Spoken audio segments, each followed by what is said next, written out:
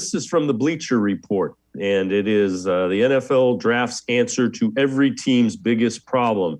So Browns' biggest problem, underwhelming perimeter pass catching threat, and their answer, Garrett Wilson. So we have also mentioned him.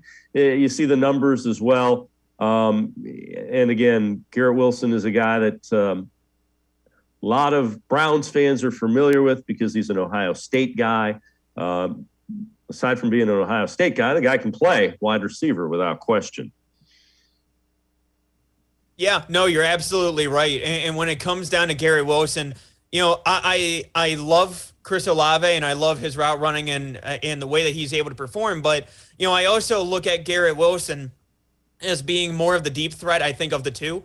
You know, when I think of those big plays, I do think of Garrett Wilson. Obviously, both are tremendous talents. I'm not trying to dismiss either of them. But, you know, I think that Garrett Wilson is somebody who I think could have a higher upside in the NFL.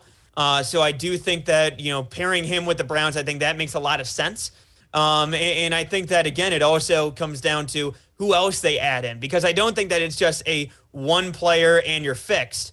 I think that you could be looking at, you know, drafting one early, whether it be the first or second round, and then drafting somebody in the mid rounds, and then also bringing somebody in free agency. Because, again, like I said, I think that you need to have an overhaul of that position group as a whole. And I think that at that point, you know, you getting a Garrett Wilson, a lot of these top receivers this year, I really don't think that you can go wrong. Again, the only one that I have a little bit of trepidation is with Drake London at USC, but you know, Garrett Wilson, Treylon Burks, either of them, I'm happy.